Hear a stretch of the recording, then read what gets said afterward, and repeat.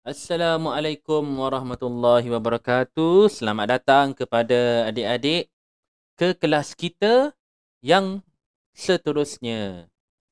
Jadi hari ini kita akan mempelajari topik sains tahun 6 bab 3, mikroorganisma.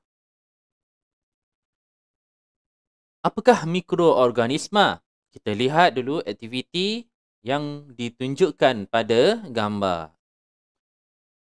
Pertama sekali, kita nak belajar cara untuk membuat dough roti. Bahan-bahan yang diperlukan adalah 250 gram tepung gandum, 100 ml air suam, sedikit garam, 2 sudu besar gula, 15 gram yeast kering dan mangkuk.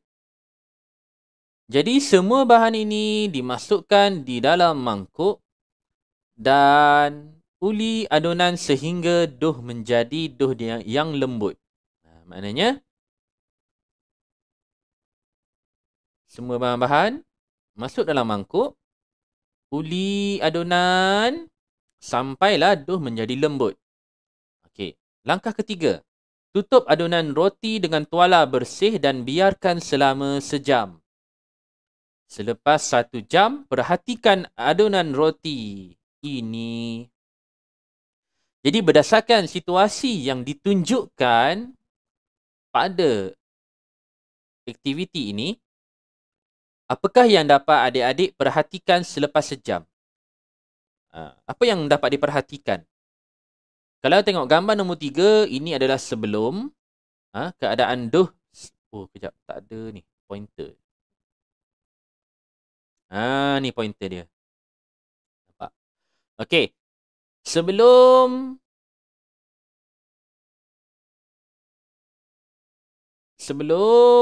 sejam, kan? Kita perhatikan keadaan dough dia macam ni. Selepas sejam, kita dapati keadaan dough telah mengembang. Kenapa dough roti ini mengembang selepas 1 jam? Ini ada kaitan dengan mikroorganisma. Jadi mikroorganisma apakah yang digunakan dalam pembuatan dough roti? Siapa tahu? Jadi mikroorganisma yang digunakan dalam pembuatan roti adalah yeast. Ini yeast, kan? Okey. Jadi adakah mikroorganisma ini memberi faedah kepada kita? Ya, kan? Yalah. Sebabnya yeast digunakan untuk menjadikan dough roti itu mengembang. Kan? Baru sedap makan roti. Lembut. Gebu, kan? Roti. Okey. Kita pergi kepada pembelajaran kita. Hidupan seni. Okey, sebelum kita pergi lebih banyak, kita kena tahu dahulu maksud mikroorganisma. Okey, jadi mikro. Mikro bermaksud sangat halus dan tidak dapat dilihat dengan mata kasar. Manakala organisma pula bermaksud hidupan atau benda hidup. Boleh? Dia sebut mikro. Mikro ni sangat kecil, benda yang kecil. Organisma adalah benda hidup. Bila kita gabungkan kedua-dua perkataan tu, maksud dia adalah mikroorganisma ialah hidupan seni yang tidak dapat dilihat dengan mata kasar. Boleh? Maknanya, hidupan yang sangat kecil. Kita tak dapat lihat dengan mata kasar kita. Jadi, terdapat 5 jenis mikroorganisma. Kita nak kenali 5 jenis mikroorganisma. Jenis mikroorganisma yang pertama adalah fungi. Fungi yang boleh dilihat dengan mata kasar ialah kulat. Contoh fungi yang lain adalah seperti yeast, mucor, dan penicillium. Ini adalah contoh fungi. Kan? Jenis mikroorganisma yang kedua adalah protozoa. Protozoa hidup di habitat yang berair seperti kolam, tasik dan sungai. Contoh mikroorganisma dari jenis protozoa adalah seperti ameba dan paramecium. Ni ameba, ini paramecium. Boleh? Okey, jenis yang seterusnya adalah alga. Jadi alga ialah hidupan seni yang mempunyai sifat tumbuhan. Maknanya kita tahu bila sebut hidupan yang biasa kita nampak manusia, haiwan, tumbuhan. Kan? Ada kategori dia kan? Kategori hidupan. Jadi hidupan yang kecil, hidupan yang mikro juga ada yang mempunyai sifat seperti haiwan dan ada juga mikroorganisma yang mempunyai sifat seperti tumbuhan. Jadi mikroorganisma yang mempunyai sifat seperti tumbuhan adalah dari jenis alga. Boleh? Jadi alga membuat makanannya sendiri melalui proses fotosintesis. Contoh alga adalah seperti phytoplankton dan spirogyra. Ini adalah rupa dia lah.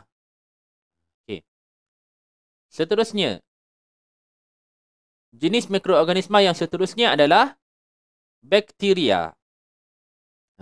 Bakteria.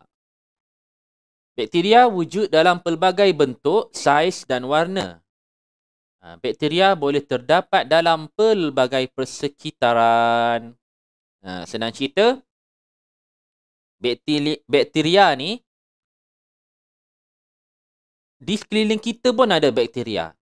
Pada tangan kita pun ada bakteria. Dalam banyak keadaan, dalam banyak persekitaran, mesti ada bakteria. Bakteria ada bermacam-macam jenis, sangat banyak. Antaranya contoh yang ditunjukkan dalam buku teks ni adalah seperti Salmonella. Ini Salmonella. Salmonella ni macam, bentuk dia macam apa? Kan? Macam badak air. Ini Salmonella. Kemudian ada Bacillus. Bacillus. Kemudian ada bakteria Streptococcus. Dan ada bakteria E. coli. Singkatan dia E. coli. Okey. Salmonella. Bakteria Salmonella kebiasaannya terdapat pada makanan yang tercemar. Kalau orang yang biasa mengalami keracunan makanan tu, kan, bila makan makanan yang tidak bersih, yang mengandungi Salmonella, seseorang itu akan mengalami keracunan makanan. Okey. Kemudian Bacillus pula adalah bakteria baik yang terdapat dalam sistem penghadaman kita. Dalam sistem penghadaman kita, apa dia organ dia? Usus. Jadi Bacillus ni adalah membantu sistem penghadaman. Okey, kemudian Streptococcus adalah bakteria yang menyebabkan penyakit sakit tekak. Boleh. Dan seterusnya adalah E. coli lah. Okey. Jenis mikroorganisma yang kelima pula adalah virus. Virus. Jadi virus lebih halus daripada mikroorganisma yang lain. Virus hanya dapat dilihat di bawah mikroskop elektron. Jadi contoh virus adalah seperti virus HIV, virus influenza dan juga virus yang terkenal sekarang ni adalah coronavirus. Jadi coronavirus ni adalah sebenarnya pecahan daripada jenis-jenis virus influenza. Boleh? Jadi kebanyakan mikroorganisma tidak dapat dilihat dengan mata kasar. Jadi bagaimana kita nak lihat mikroorganisma ini dengan jelas? Kita menggunakan alat yang dikenali sebagai mikroskop. Ini adalah mikroskop. Boleh? Okay, klik info. Berapakah saiz mikroorganisma ini? Jadi, hujung jarum yang garis pusatnya 0.2 mm boleh memuatkan berjuta-juta mikroorganisma ini. Maknanya, kalau jarum menjahit yang kecil tu, hujung jarum yang kecil tu, bila kita lihat di bawah mikroskop, sebenarnya boleh memuatkan berjuta-juta mikroorganisma yeast ni. Jadi, cuba bayangkanlah betapa kecilnya mikroorganisma. Kan? Kita nampak macam hujung jarum tu kecil je kan? Tapi rupanya ada berjuta-juta mikroorganisma yang boleh ada pada saiz hujung jarum tu. Okey, boleh? Seterusnya, jom uji katalog mikrob interaktif. Ini adalah tujuan dia untuk mengenal pasti jenis-jenis mikroorganisma. Jadi alat dan bahan yang diperlukan, komputer, talian internet, pencetak, gunting, kertas manila dan gam.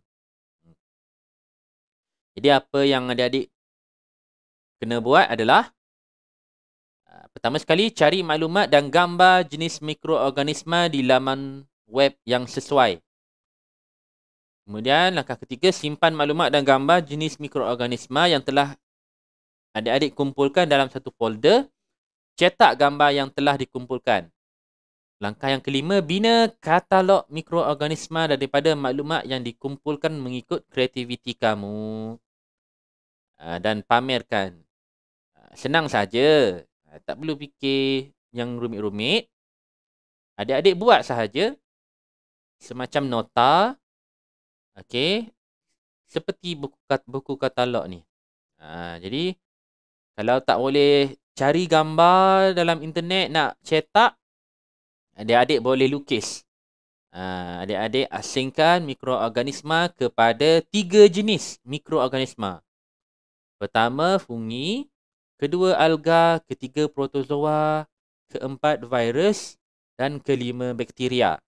Okey, pecahkan kepada 5 jenis mikroorganisma. Dan bagi setiap jenis mikroorganisma, adik-adik boleh tampalkan gambar mikroorganisma mengikut jenis yang betul. Kalau tak ada gambar, tak boleh cetak, adik-adik boleh lakarkan gambar mikroorganisma dan namakan setiap mikroorganisma. Kan? Okay. Senang saja kan? Adik-adik ambil je contoh yang kat tepi ni. Contoh fungi. Kan? Kemudian buat besar-besar, buat bahagian dia kan. Satu muka surat tu adalah untuk mikroorganisma jenis fungi. Tulis kat tengah tu fungi. Lepas tu tampal gambar contoh fungi seperti yeast, mukur dan penicillium. Kalau tak boleh tampal gambar, adik-adik lukis sahaja pun boleh. Kan? Boleh tengok contoh yang ditunjukkan pada gambar ni. Okey. Kemudian adik-adik jawab soalan yang diberikan. Soalan 1 dan soalan 2. Okey. Klik info. Jadi terdapat perbezaan antara virus dengan mikroorganisma yang lain. Fungi, alga, protozoa dan bakteria ialah benda hidup. Manakala virus ialah mikroorganisma yang separa hidup dan separa bukan hidup. Tetapi boleh membiak dengan cara menguasai sel lain. Virus ni bahayalah. Seperti coronavirus kan. Dia boleh hidup, dia boleh bukan hidup. Okey. Proses hidup mikroorganisma.